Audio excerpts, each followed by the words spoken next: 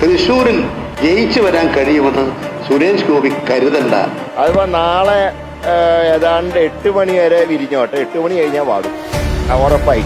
കേരളത്തിലുണ്ടാവില്ല, ബാങ്കിൽ തുടങ്ങും.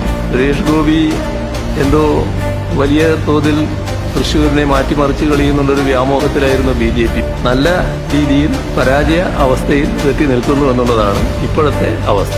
കംഫർട്ടബിൾ ആയിട്ടുള്ളൊരു മാർജിന് ഞങ്ങൾ ജയിക്കുമെന്നുള്ള ഉറച്ച വിശ്വാസത്തിലേക്ക് ഞങ്ങൾ എത്തിച്ചേർന്നത് എക്സിറ്റ് പോളിംഗ് കഴിഞ്ഞോട് കൂടിയിട്ടാണ്. BJPയെ സംബന്ധിച്ച് ഒരു പഞ്ചായത്ത് പ്രസിഡന്റ് വരെയൊക്കെ ആവുന്ന രാഷ്ട്രീയത്തിലേക്ക് അപ്പുറത്തേക്ക് BJPക്ക് കേരളത്തിൽ വളരാൻ കഴിഞ്ഞിട്ടില്ല. നിങ്ങൾക്കൊരു ഉപദേശം തരാം, ഒരു കാലത്തും നിങ്ങൾ അയാളെ എതിർത്ത് നിൽക്കാൻ പോകരുത് സാർ.